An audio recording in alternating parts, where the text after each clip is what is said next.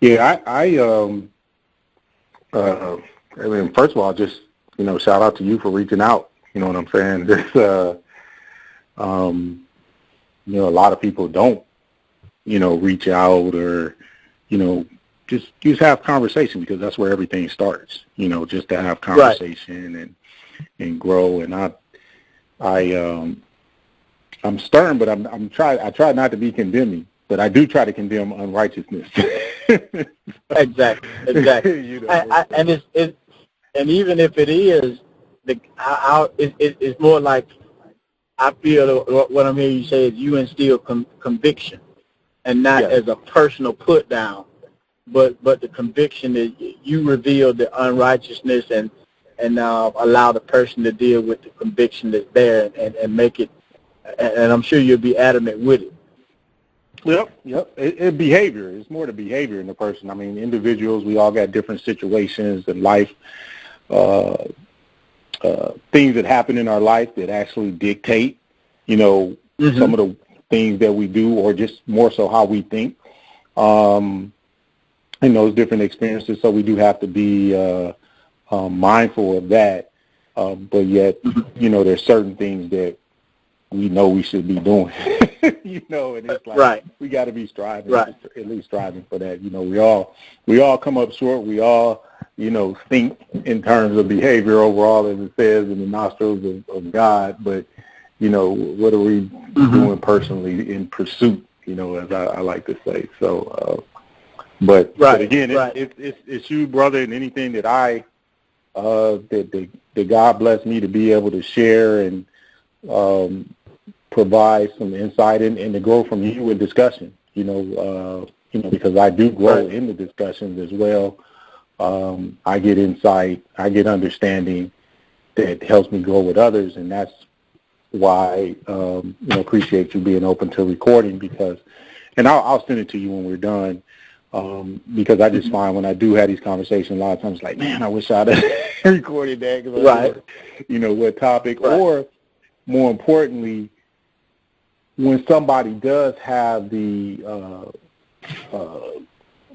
strength to speak up, right? Because there's a lot of silent watchers, right?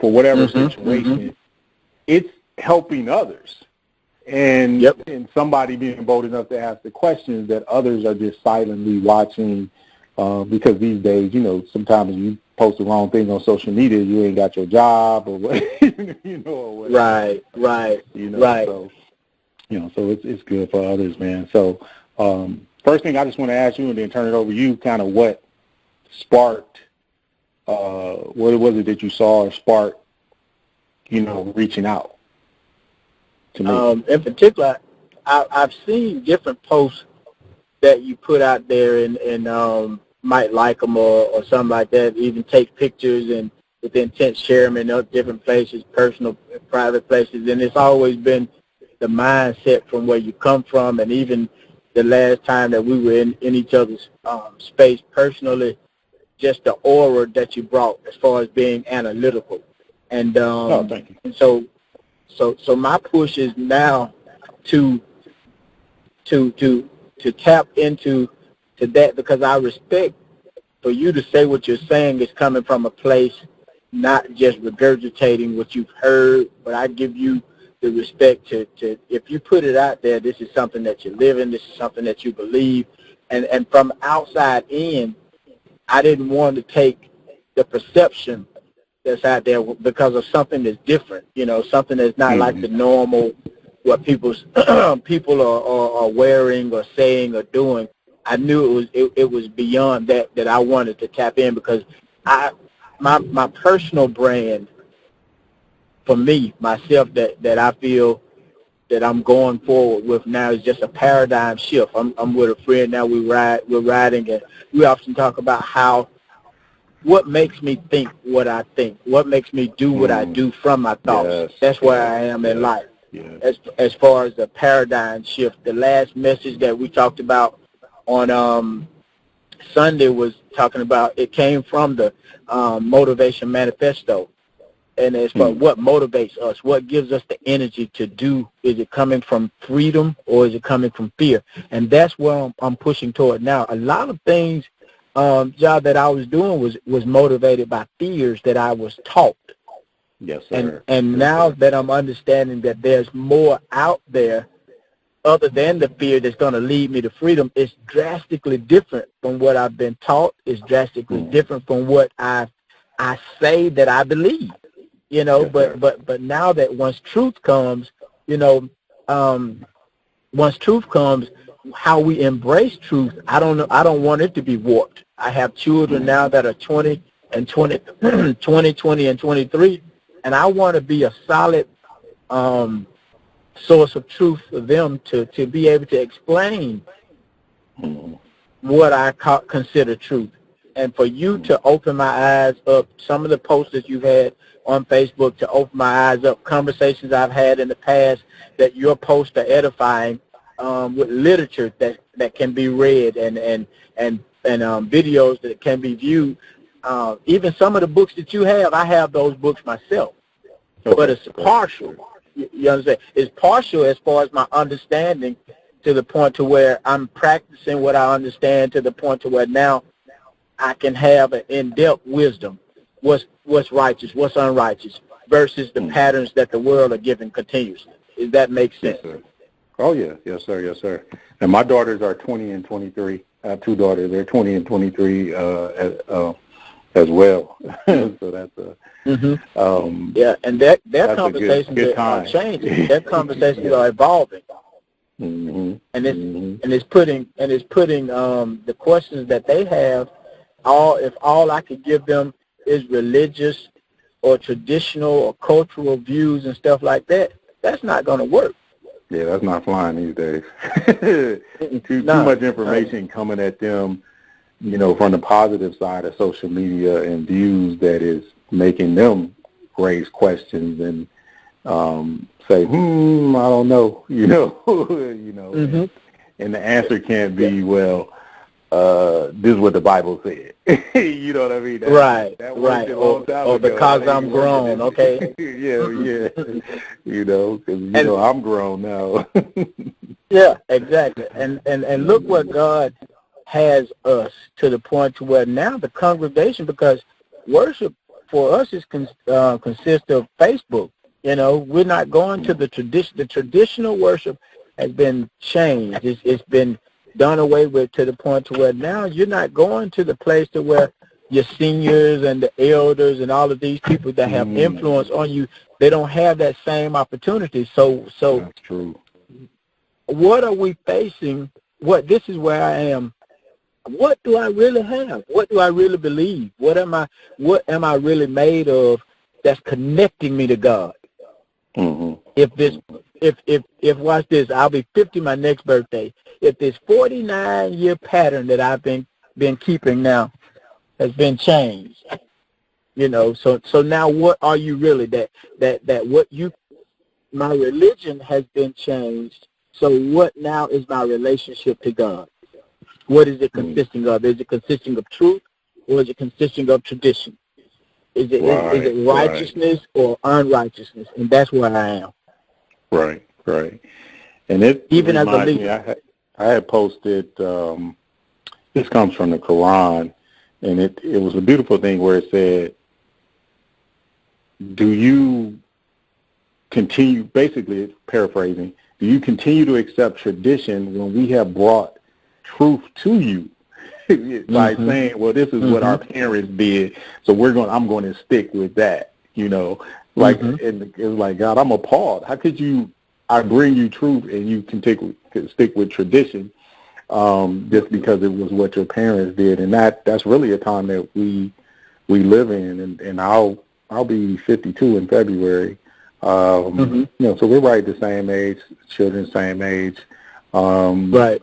And there's the time that we grew up in, there was an experience of consciousness when rap music really came out on the scene, and some of the brothers became very conscious. That had a big impact on our lives, whether we realize it or not. It seeded a lot of things, and then we had a movement with Malcolm X and all of that, depending on where we were and what we were doing, that laid the foundation for some consciousness that now I see is re-blossoming, is reemerging as far as that goes. And I think we have to begin to just ask the question. We have to ask the question, and we have to overcome fear. Fear is such, fear is, if there was a weapon that we could give Satan, right? If there was a weapon, it's the fear, the perception of fear, or creating fear, right? It's not a physical thing. Again, and I've studied the Bible as well, but these some of the Quran things that are coming to me, where Satan says, "Don't blame me. All I did was whisper." I'm not to blame. I did not actually. You did the action of your own, right? You did the action of your own. All I did was whisper. I didn't make you really do anything, right? So so he's whispering fear or fear tactics, especially now with all of this so-called pandemic stuff and going on. He's just whispering fear, and we're responding to it, and then saying, well, it's your fault. No, you didn't do any extra research. You didn't review other information that you saw that was presented or posted to you. You didn't do that. You chose to ignore that, right? You chose to disregard the other facts that presented to you. You chose to stick to tradition, right? You chose to trust people who now we have a history. It's not religious, it's not emotional. We have a documented history for decades of medical behavior, right? So, and other things that we just can't brush off. We can't just act like, oh, that history don't exist, or maybe they've changed this time. We've been through the maybe they changes too, right? So now I'm sticking a pin. I'm sticking a pin right there where you said the so-called pandemic. We got to get back. We got to go back on that one. Okay. Because the way you put it, the so-called pandemic, just saying whether we're going to stay in the same vein or not. That's going into that, because those are thoughts and questions too. And when you said the place where I grew up in the South. Grew up in the black belt of slavery. Grew up with that mindset, that system, and now looking at how the so-called leader of our country has they pretty much lost the world lost the United States lost their mind and raided the Washington D.C. And I think a lot of it had to stem with what happened in Georgia with the black Baptist preacher and the Jew. Symbolic, the 33-year-old Jew turning over, as I heard Jamal Bryant say, turned over Old Dixie. That mindset has been, if they could do anything, if history could provide anything else that you said that'll go against this fear, that's it. The mindset of fear has been told now no longer here in Georgia for this season. At least I'll say for a season. We're not fearful anymore. We're not insecure. We're not inferior anymore. We're going to do what we have to do to make a change. Now, the results that are going to last and linger on is still based on whether we stick with our behavior or not. Right. Stick with the same behavior. Absolutely. And it's definitely a tricky topic, because there's the pluses and minuses, taking control of that voting, but what are we doing with it, or even understanding what we can do with it, is a factor as well. I'm at a place physically, then I'll yield because I want to hear more of what you got to say. I'm at a place physically where traditionally now, leading a group of people in the traditional Baptist church, but we're looking now to incorporate and move to have just my own place, and the ideology is just the mind, shifting minds. I believe that we could live fruitful and as far as producing the righteousness of God, but it might not be as bylaws, tradition, and culture has taught in the traditional church.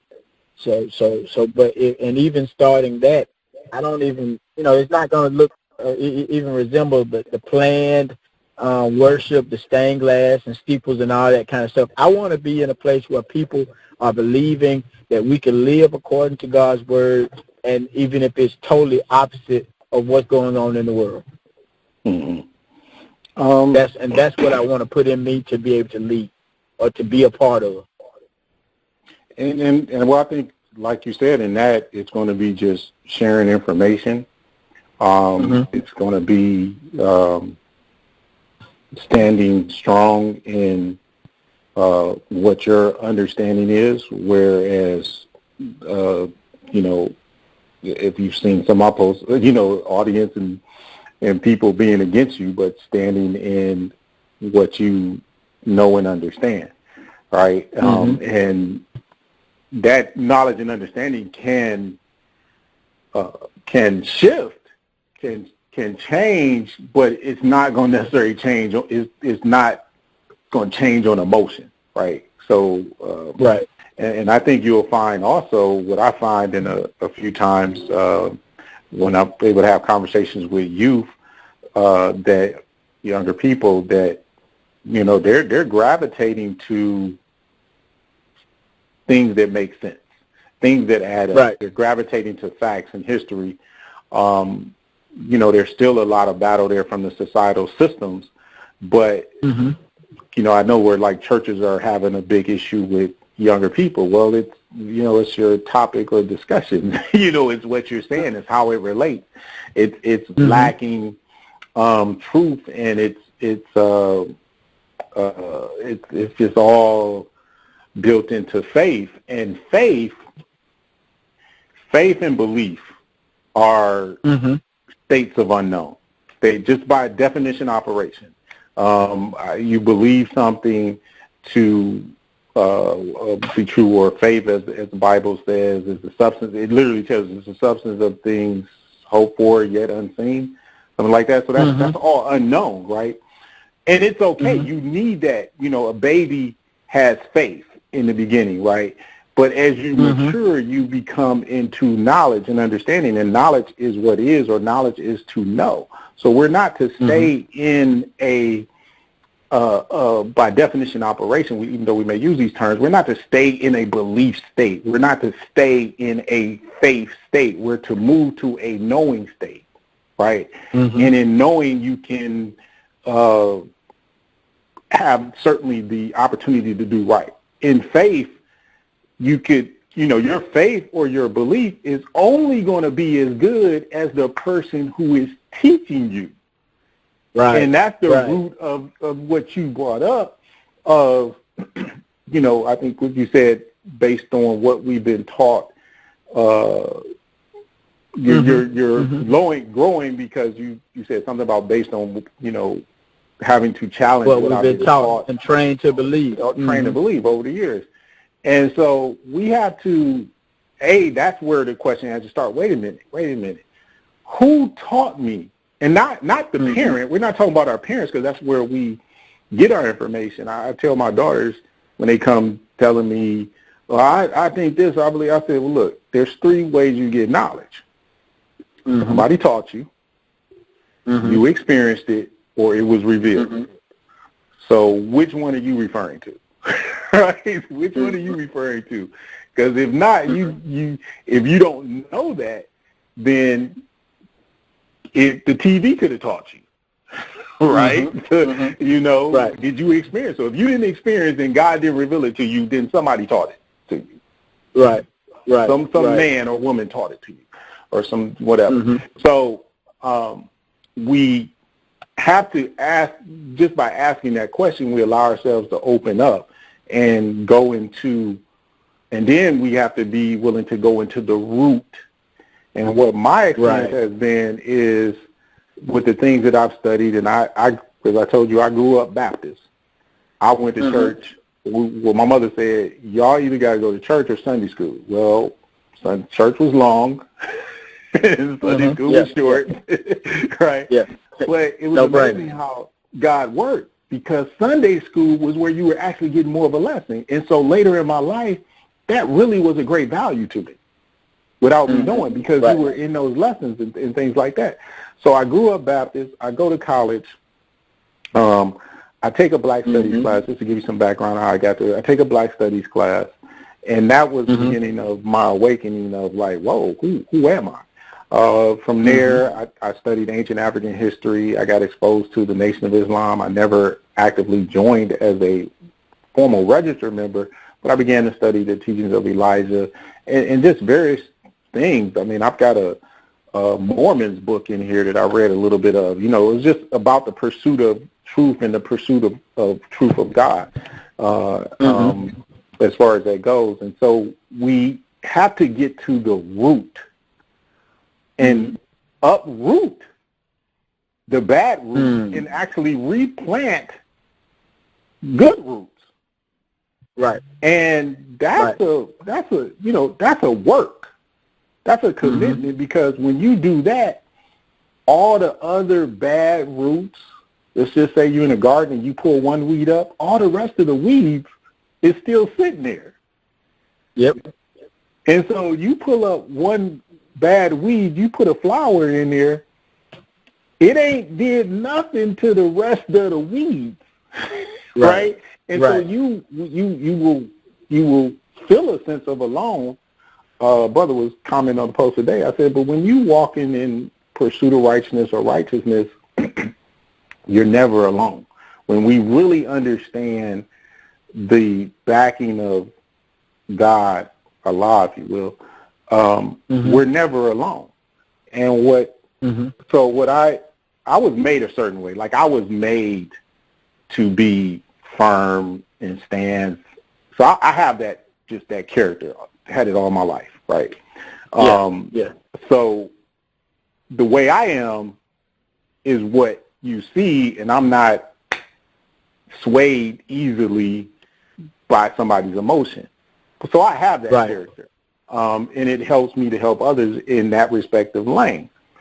But also what has really propelled me over the last easily 10 years is when I went through a rough time in my life that put me at a point where I had to decide whether or not I was going to trust God, Allah, or I was going to do what I felt what I would do or what the world was commanding me to do. And this was just simply rather get a job, right? And we were in a very tough time.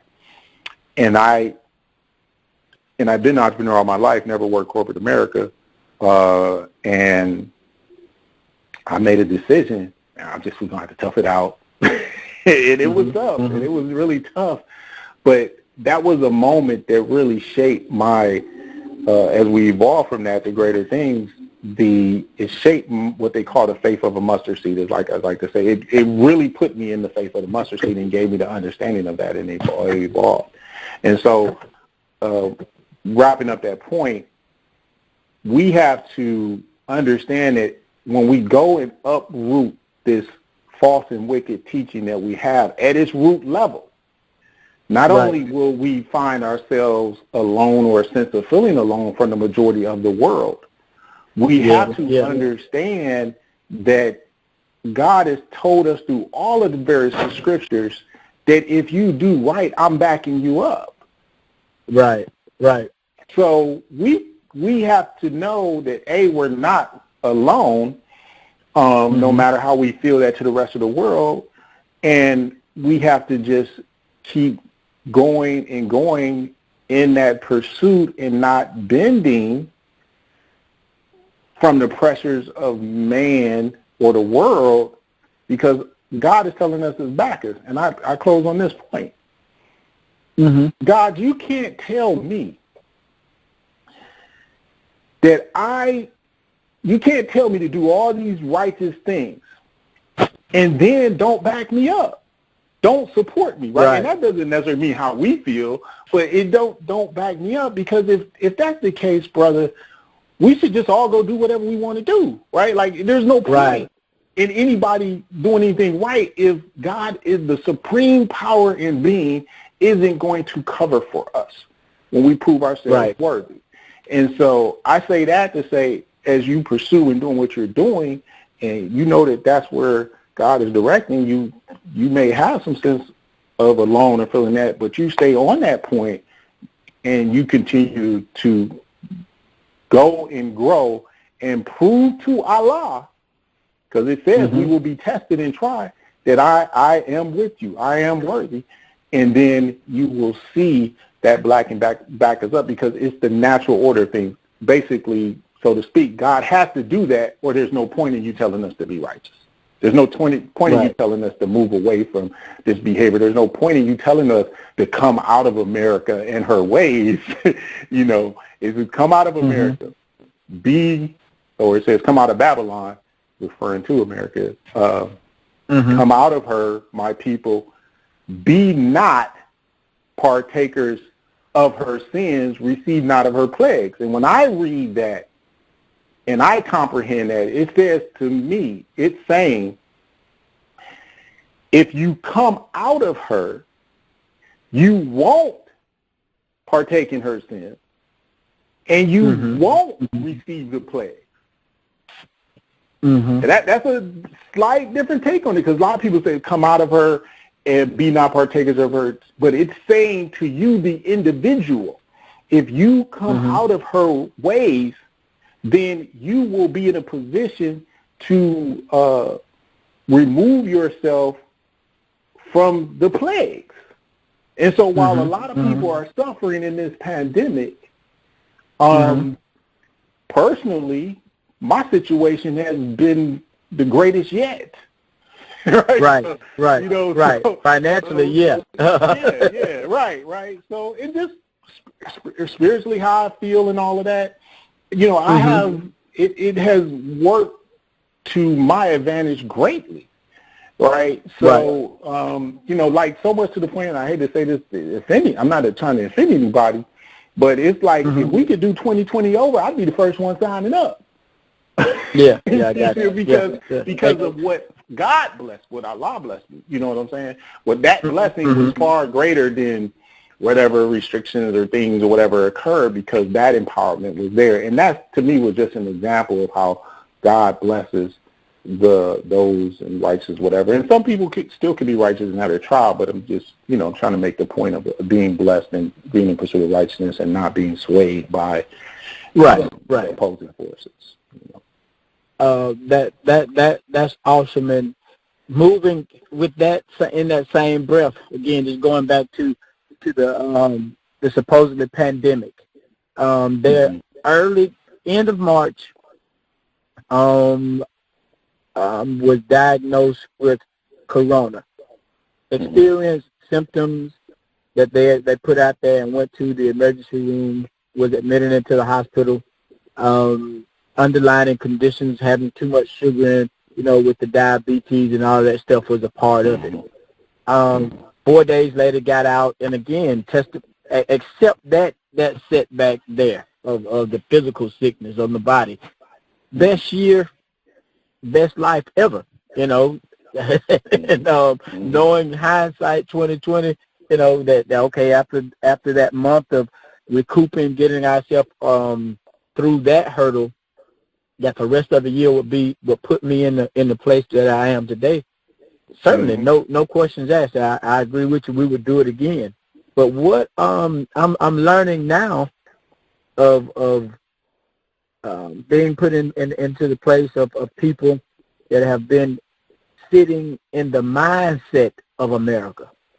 Their plans even years ago, preparing for the events of today. You know, all of the theories, what we call theories, all of the truths that have been uncovered and revealed now going forward. What are, am I on point to even adjust my speech as that theories that are out there are really truths that are coming to pass, that America has always known that this a disease would be here plaguing the people? what are your thoughts concerning that statement? I just made that statement. America has always known, years the first past, thing I even tell going people back is to 2005, that a day would come that a man-made plague would be released into the population. Well, I say this, that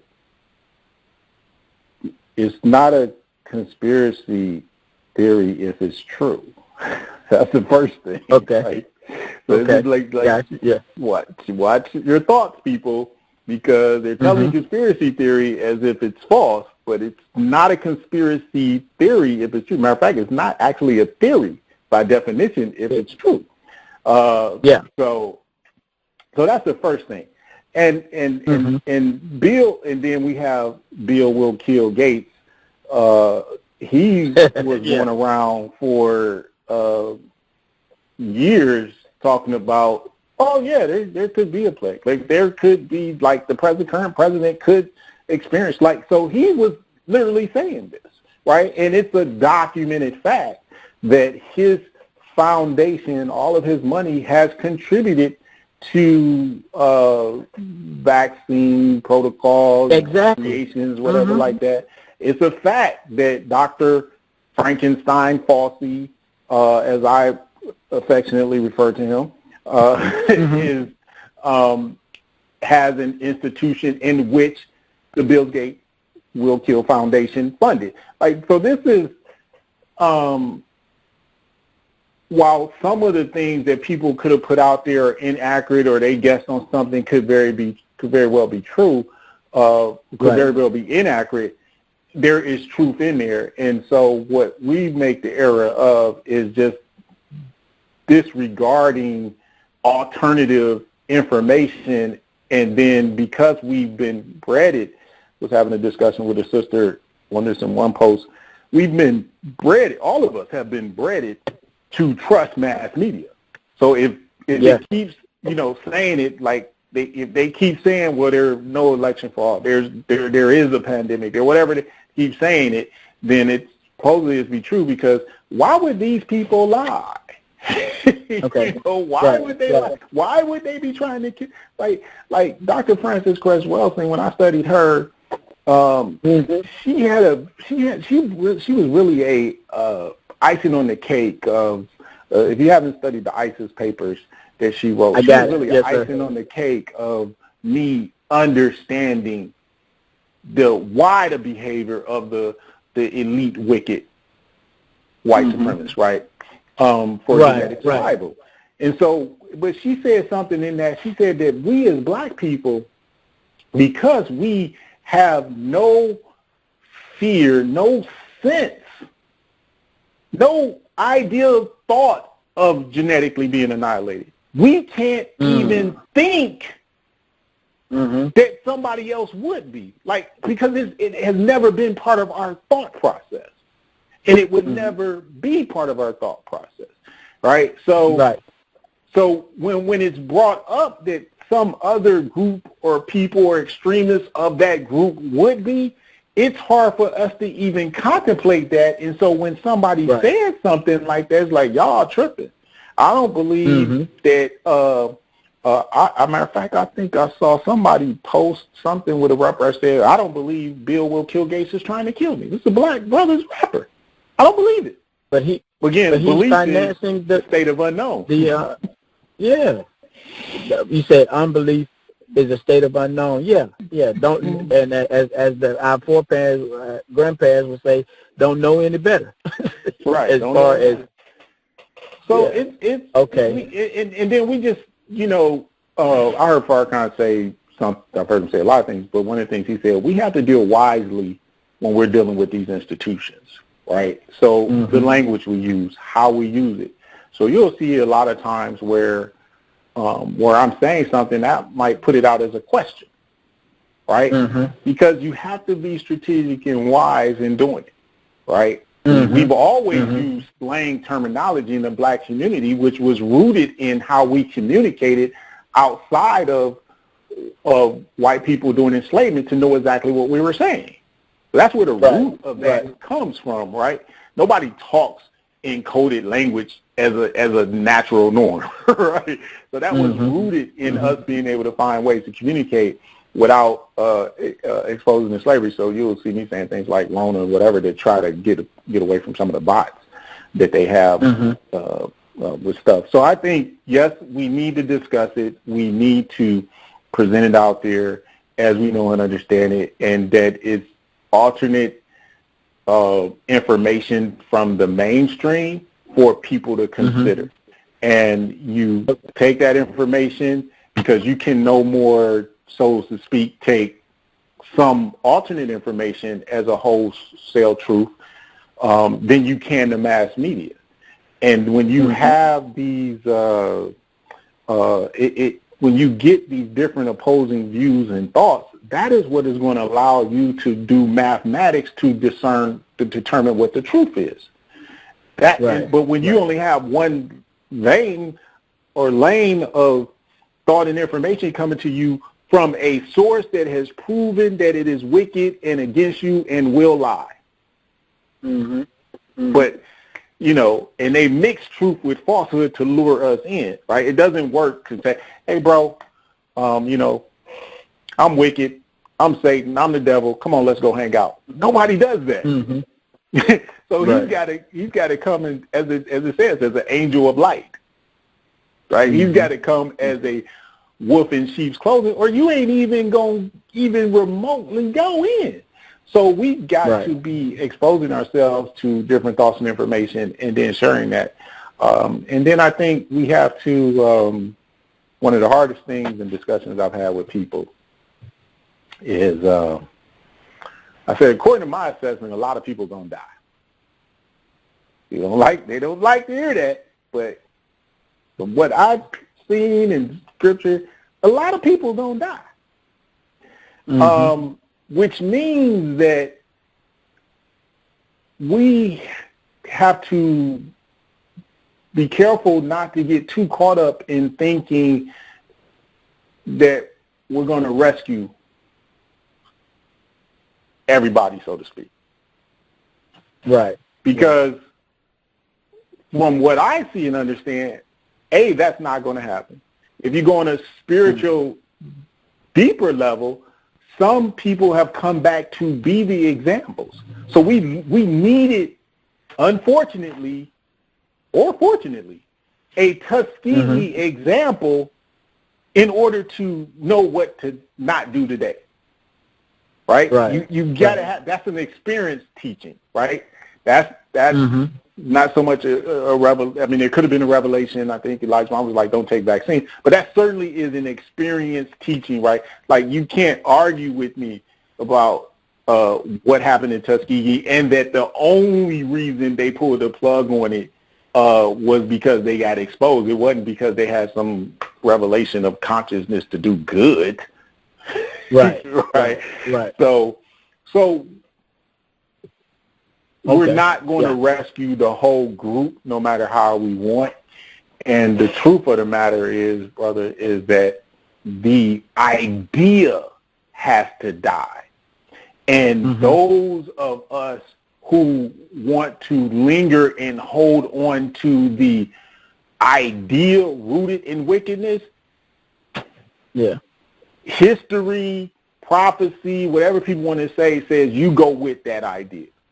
You go where that idea goes. If that idea is out of time and it's dying, you're going down with it, right? So we'll get a lot of elders that will be like, you just can't, I don't want to know no information. I'm cool. Just let me kind of die. Or you know what I mean? They don't want, because they don't want to, because it's a responsibility when you get knowledge. Right? So people don't want it.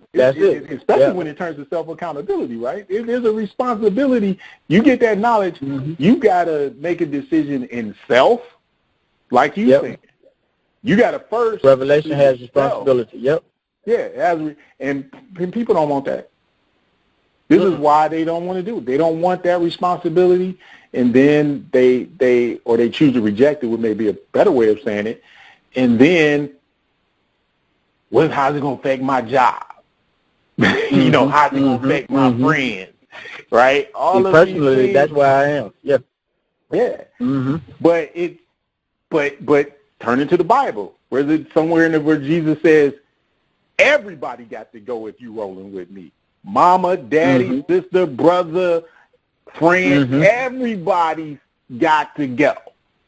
Everybody's got to go. You got to throw all of them to the wayside if you're going to roll with me. So that's a lesson in there for us. Yeah. So, yes, sir. but Definitely. I found that when all of that goes, God brings you the friendships you need. Gotcha. Yeah. You know what I Okay. mean? So, but it's not done without approving self. Like, it ain't like bring that, but it brings you the friendships you need. It brings you conversations you need. And it's hard for anyone in general, to let go of any bad, or not just bad habit, but any habits, anything that we're accustomed to, anything that's a change that we've gotten comfortable in continuing. It's very difficult to do that because we have a lot of times a false sense of security in it. You know, so it's just to be expected, man. It's a great challenge, but it's rewarding because, God tells us, and I'll say this, God tells us not only that we can overcome these challenges, but he says something that he says, I don't give you anything in which you cannot bear. Yeah. So we have to take that when we're faced with challenges is to understand that, first of all, God is saying in that statement, I'm going to challenge you. He's saying, I'm going to challenge you.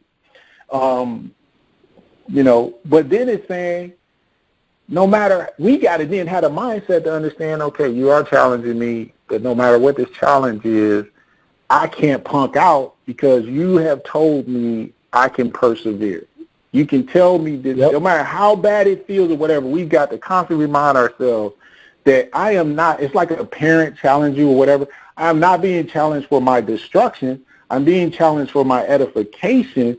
Therefore, I have to accept this challenge, and no matter how traumatizing and severe it is, know that I can persevere and overcome. And that's how you overcome the challenge, no matter how sad, depressing, or terrible it feels and whatever tragedies happen in it. You have to keep reminding yourself that God is the master. He's the master plan. I just literally experienced where somebody planned something else against me and God had another plan and I came out on top. So that he is the master planner of that and of the trial, and that you can persevere and all of that. And we just have to keep our focus on that God consciousness. Definitely. I appreciate that, man. And I've learned from the conversation that you're saying, in particular, sticking with me, that the theories, you can't consider something a theory when it's been proven true.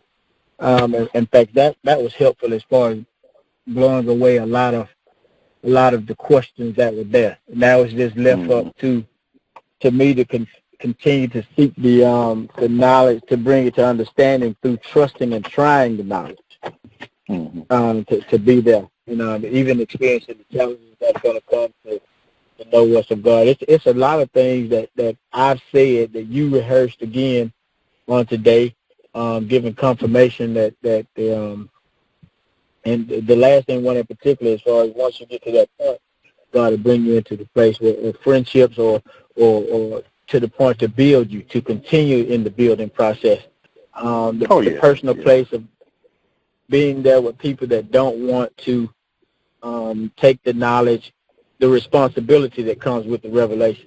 That's where I am, and to the point to where, most of these places that we see now, people go to worship, they come from a split of disagreement, not an expansion.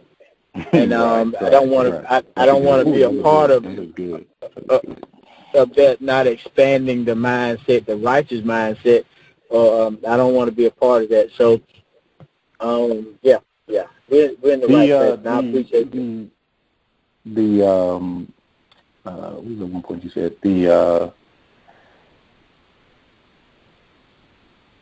I lost my train of thought, so it'll come back around when it comes back around. But the one thing that I will share is that, man, the greatest point that you want to get to is that you want to. The Job story is the best example. It is truly. It may be. It certainly for me is like top 3 stories of knowledge and understanding, because what it really teaches us is that there is not only no supreme power greater than Allah God, but He is also will sick the devil on you. He will sick the devil on you. Yep. You know what I mean? That is heavy. That is a heavy story that Satan comes to him, and basically God said, "Have you tried my servant Job?" He says that to the devil. Devil says, "Well, I would have, but you got your hedge around him, right?" So lessons in that. Obviously, if God's got our hedge around us, we don't have to fear nothing. And that's the point of where I'm getting at, that you want to evolve to a state where there is no fear other than the wrath of God. None. Zero. And not, for me, it was a trial and experience to get to that point. It was a challenging, as I mentioned earlier. But when you at that point, then you begin to see that the Satan or the spirit of wickedness has to find other means and vehicles and people, which could be as close as family, to challenge you, because they can't get to you personally, because you don't have the fear that is needed for Satan to have any influence over you. That's it. And so the whispers, the insecurity. Example. Yeah, he's the best example that says to us that God is supreme and powerful, that God will send the ultimate wicked one after you,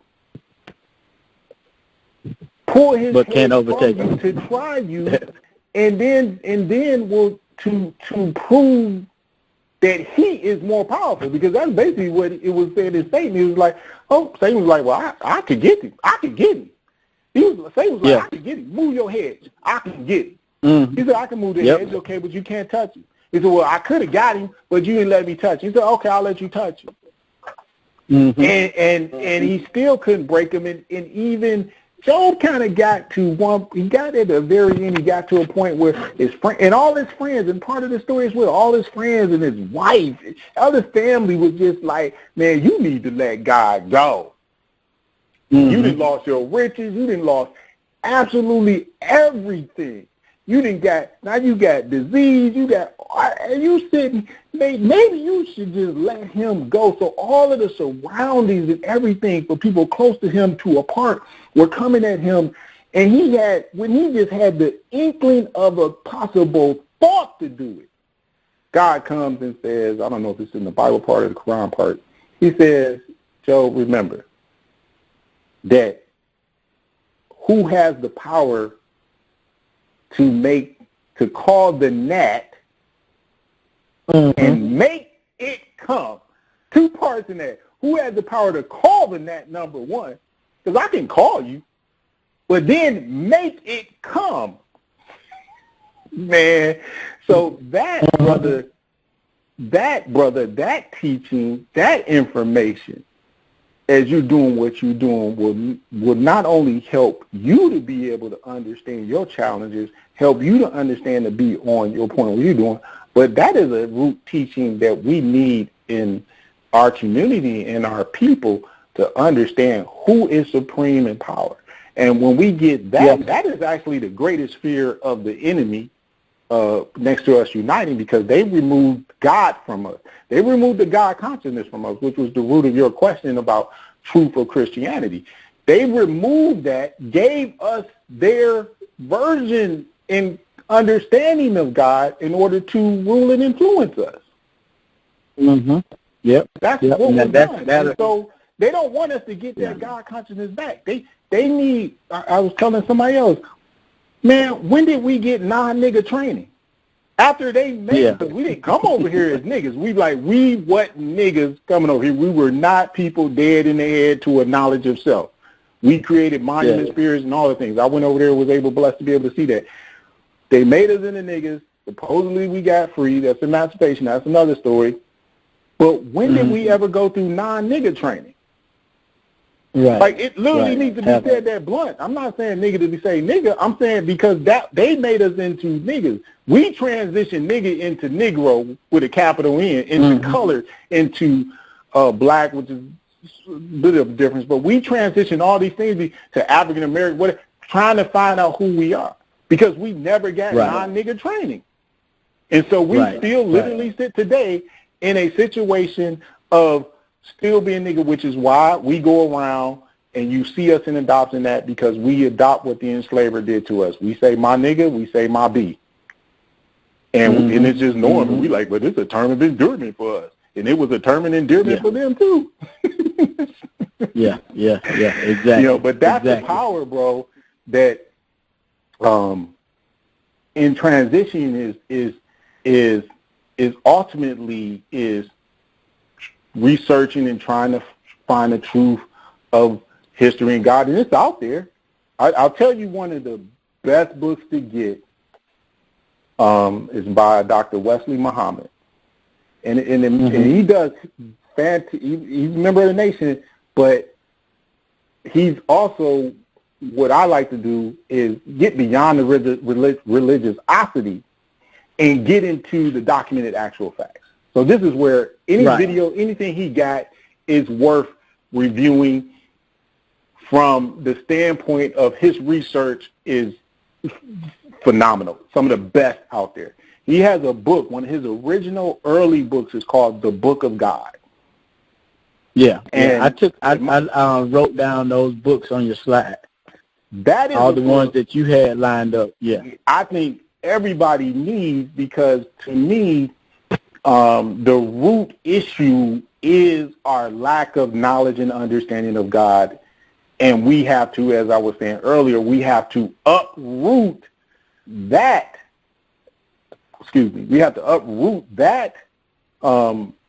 ill teaching of God.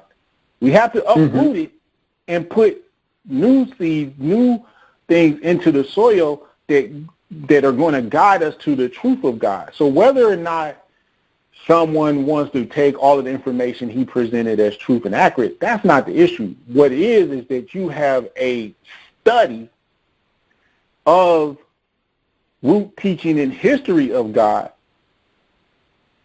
that is needed to counteract what we've been taught. Because the challenge I try to convey to people is, it's not about Elijah Muhammad's teaching so much as religion, right? That's how he was presented to give it. Like, it's so, Elijah Muhammad's teachings are so elementary, right? But that's good. We're at an elementary thought process as general as a people. But what it does most is it gives us a root teaching to challenge the root teaching we got from our enslaver, right? So it doesn't matter whether or not somebody wants to wholesale take what he has. I'm not into that. I'm not discussing that today. What I'm saying is, brother, where do we get another root teaching from? Where do we, unless God reveals something directly to you, where do you have some, and he said everything was revealed to him by God, so where do we have some kind of teaching that is going to allow us to even examine, because a lot of us don't even know how to examine the root teaching of racism, white supremacy. And Colin Muhammad said something like, if you cannot even think outside of the sphere of the teaching or influence of your oppressor, if you cannot even think outside of the circle or the circumference that he has given you, not only is freedom impossible, it's unthinkable. Right. So that's why we constantly go back to, like, voting, right? It's like, we gotta vote, because we don't know how to think outside of the sphere of the influence of his information. We don't have the information. So that we got to have sources and information that will give us a highly spiritual root teaching to deal with the, because spirit has, can be wicked too, that came from the enslaved, so that we can at least have something of an equivalent empowerment to contrast it with. Right? And when we don't have that, we will subconsciously revert back to somewhere deep down inside that maybe the white man is more right. So if you talk to your brother, your brother couldn't possibly be telling you the truth more than the mass media. He couldn't. He's a conspiracy theorist, right? He couldn't possibly be telling you more. He's telling you to take these vitamins and all. Oh, you just a Facebook doctor. Because you haven't read the other information that they blocking about all the other white doctors that are telling you to take the supplements. But I'm just a black man saying I don't know nothing, right? Okay. Right. Yeah, so that's where I am. I'm in a library now, but about to have to leave. And that's where I am as far as the supplements. The person that I was saying that I got the information from that gave a history of facts, a history of truth, negating what's going on now. The mass media gave us a list of about six supplements to take. She herself said, "I don't wear the mask." She left her job as being part of employed by the, I guess you could say employed with the UN, but she still has an opportunity to go to the protocol meetings. And but she left being employed with the UN, the position that she had, because she didn't want to take the vaccine back then, early 2000s. And she's educating people. She's been preaching against this stuff ever since then, and took her advice. And even, I mean, the truth, the facts are, the mask and just the physics of it. All of this stuff, what we're doing, the post that you had on today, all these other things, you needed filters and all of this, but a paper mask is going to take away the pathogens versus restricting our oxygen, which our body needs to carry out its original function to fight off whatever comes against it, taking in more carbon dioxide and all of this stuff. It makes sense. It makes sense, but we'll disregard, as you said, what makes sense, what's been proven. We'll disregard the truth with the facts versus the media, the propaganda that's put out there, because it's super saturated. We keep hearing it, and it becomes our normal that we accept. So, fear, the level of fear is just through the roof. The fear that, and we got this from slavery. If you would just go along with master, everything will be okay. Yeah, he's really a friend, and we give 2 or 3 things.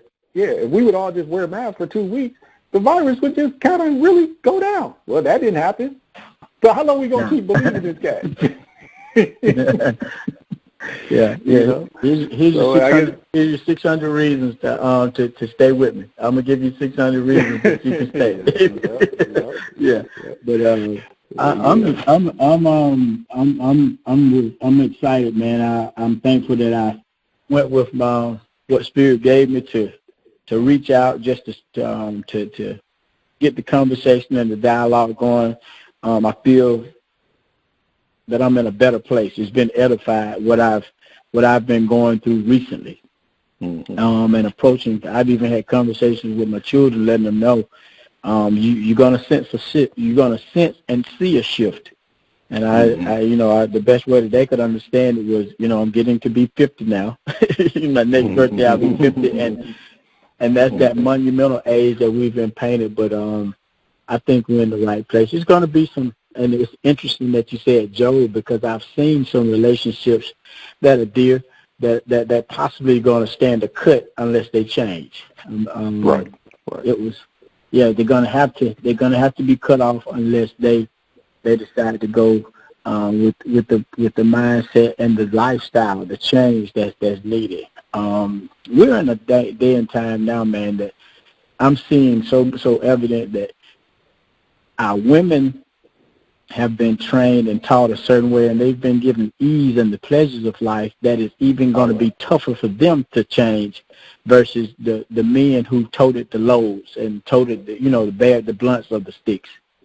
So that certainly is another discussion in terms of what they have done with empowering the black woman to the detriment of the black family, as certainly the black man.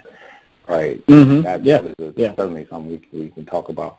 But I want to say, not only again, great peace and blessings to you, and kudos for reaching out, and all praises due to Allah God for anything that I'm able to share, because I am not of my own, and I certainly have had others that have helped me come along. And I focus on trying to help people get understanding. Like, that is a role that I have, because that is what, it's not just getting the knowledge, because there's a lot of people out here with knowledge. Like, there's a ton of people out here with knowledge. But if you don't have understanding, like the book said, then you will misuse the knowledge. You will misapply the knowledge. You won't know how to use the knowledge. So so we often get lost in, that person got knowledge. I need to know where your understanding is in the application of that knowledge. Or you might be willingly or unwillingly misleading some people, and I see that in groups, because eventually that knowledge has to add up. The knowledge has to add up logically, which means mathematically. It has to line up spiritually. It has to line up history. So whatever you're doing and teaching has to line up in truth, not history that's concocted. And we can't argue things like, we can't argue whether or not we were enslaved. That's not an argument. We can't argue whether or not when we were enslaved that they killed our parents that could teach us the traditional religions that we had that empower us, and that they put us in the churches and taught us all of that. We can't argue that. We can accept, you can cry Jesus, accept Jesus, whatever you want to do. We can't act like that wasn't taught to us, and that it was taught to us for our benefit. That it just wasn't, right? So we can't argue whether or not the Bible has so many revisions that we can't really discern what exactly is true. Like, these things are not argumentative in fact. Somebody, well, I don't believe that. I don't really care what you believe. Your belief has no, God didn't sit around in books talking about, well, I'm really concerned about your emotions.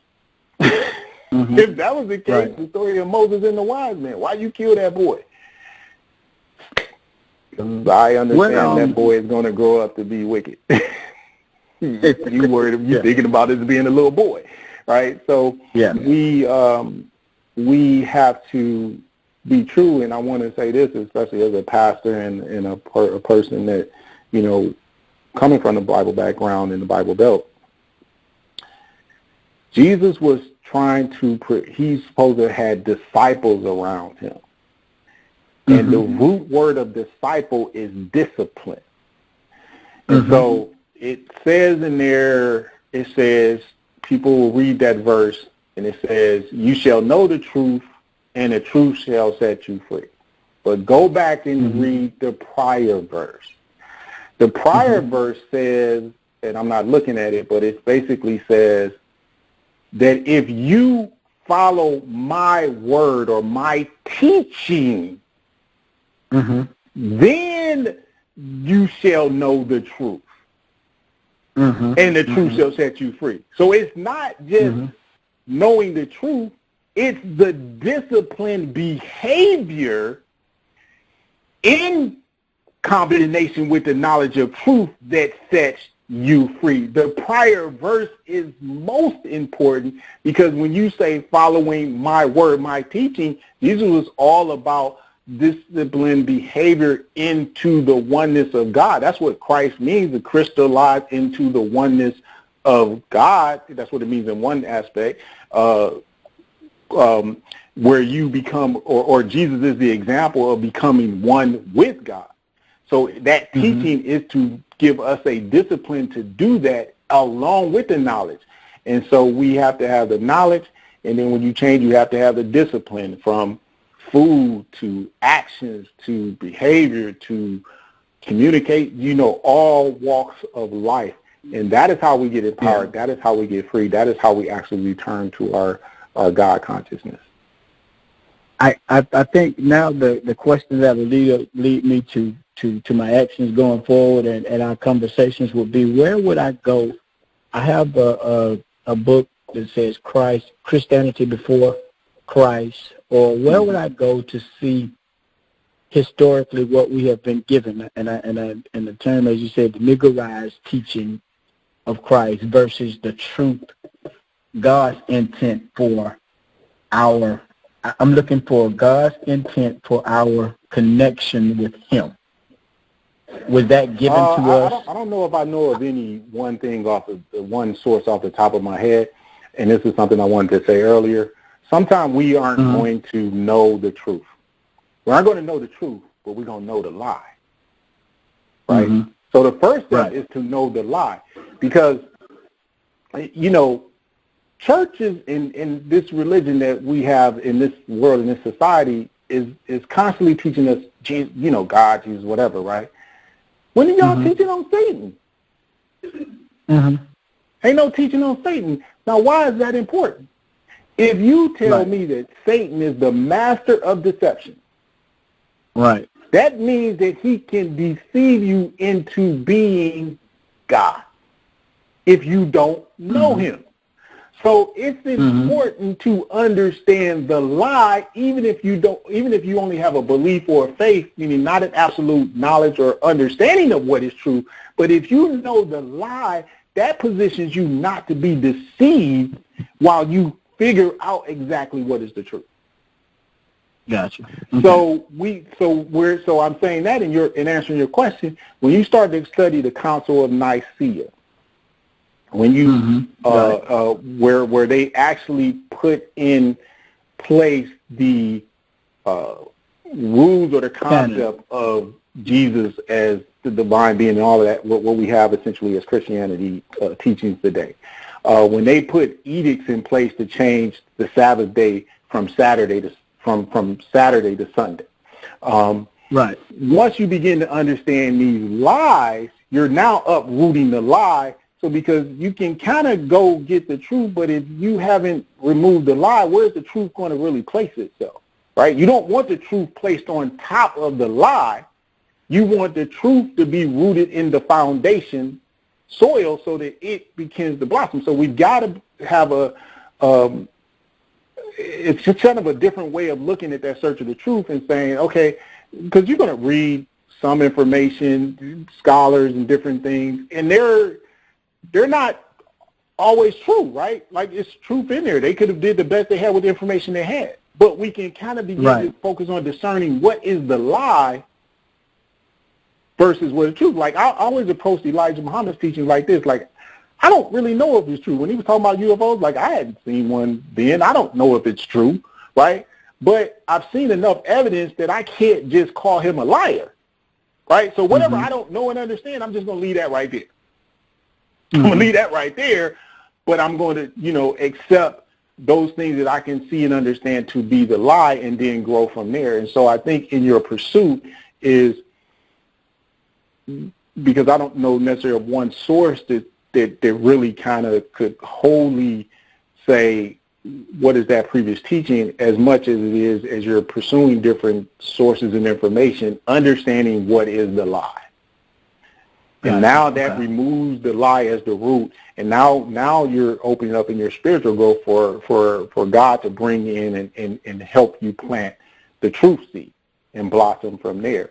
And so with Christianity, it's just really an acceptance that we were taught this by our enslaver. And what our challenge is, we think that if we, quote unquote, give up Jesus, that we've given up God. Because they taught us that Jesus was God. And indirectly, that's what they teach us. Jesus never said that. Right. He said he was one with God, if you read it correctly, but he never said he was the God. Matter of fact, you can't be the God and calling out to be God. Like, that doesn't work like that, right? So we have a challenge, because we think if we giving up Jesus, we giving up God, and that's not the case, right? Exactly. I fully believe in Isa, the truer name, or Jesus, his oneness. I'm 100% on board with that. I just have a greater understanding and knowledge than I had when I was a Baptist child. Yeah. Right? Yeah. As far as that. Yeah. So I think in that you just pursue that, but we have to understand how this history of Christianity teaching came about. We have to understand the Catholic Inquisition, how they literally were brutalizing their own people to put this particular source and power of the Catholic Church in particular, who robbed and stole people. That's why they're so rich today, to put their branding of Christianity in place. The Protestants was another group. They broke off. I get some people that argue, well, the Catholic Church is this. I said, well, you got the same philosophy as a Protestant or coming out that lane as the Catholic Church got, pretty much. So you just, like you said, or you said it very beautifully, you know, they separated by disagreement, but not expansion of the knowledge. Yeah, right. So we just have to understand that the knowledge, same tradition, same customs. Same actions. Same fundamental beliefs. You just got a little bit of difference here and there as far as that goes. And that opens up so much to where now when you start studying information, even what they have us thinking about Islam. Islam means submission to the will of God. You find that's all in the Bible. Right. Not what white Arabs are doing.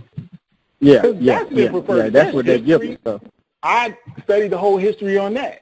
You know what I mean? So even with Muslims, it's like, dude, you had what they call the Indo-European, who took control of particularly the Iranians, who took control of the scholarship of Islam and perverted some of the teaching. They perverted some of the teaching.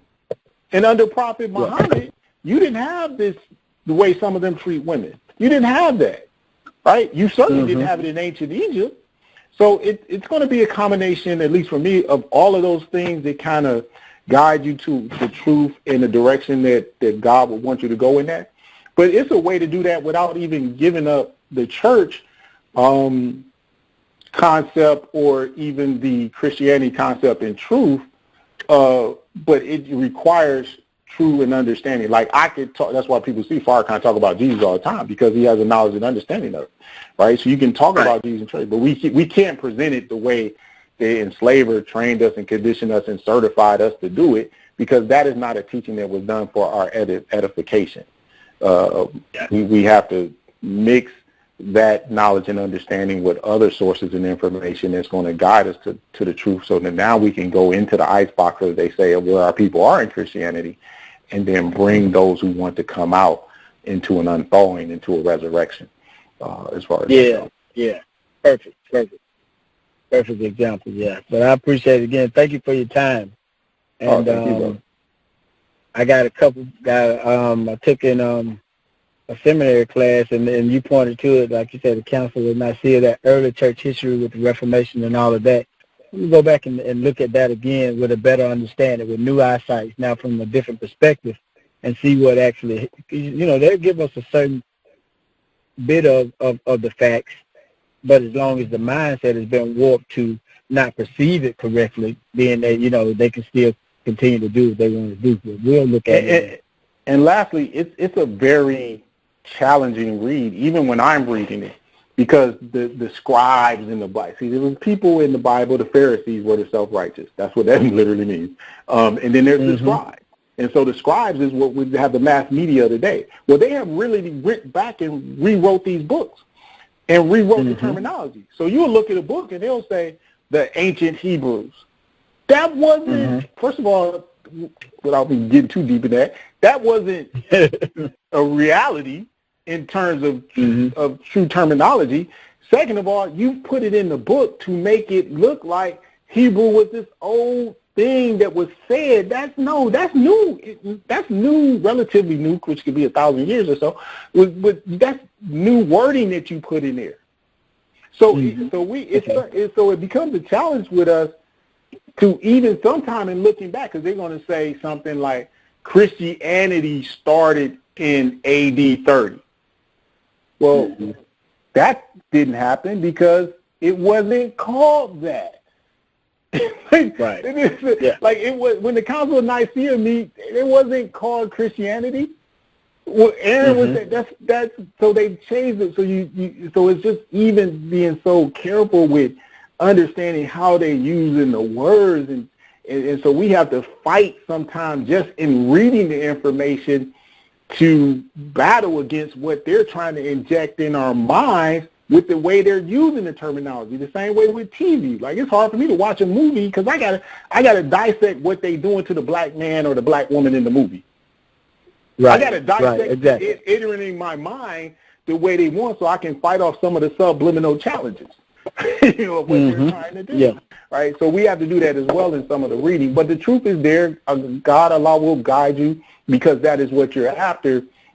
But it certainly is understanding the root of how Christianity came about and how it really ties into the Catholic Inquisition crusades, okay, to challenge anybody that they didn't agree with was called heresy, and how that whole battle, heresy, excuse me, well, that whole battle is tied to coming out of the Council of Nicaea. And when they made a decision, and if you recall, I can't think of whoever the Roman emperor was then, they were involved in what they called paganism. And they blended that into Christianity. This is why you got Easter eggs and all these other features that don't have nothing to do with true principles. They blended that to make this group comfortable with transitioning. Right. The new norm. So get after it, bro. We can, like I said, we can reach out anytime it's convenient, discuss and grow and message. And, it is my honor and my privilege to be able to talk and share what I've been blessed to know and understand, and to hear from you and where you're going and where you're going. And it'll make a difference in future generations as well. Even if they don't get all of it, don't get the knowledge and understanding, they're still watching and learning. We'll sow seeds definitely to make sure that they grow.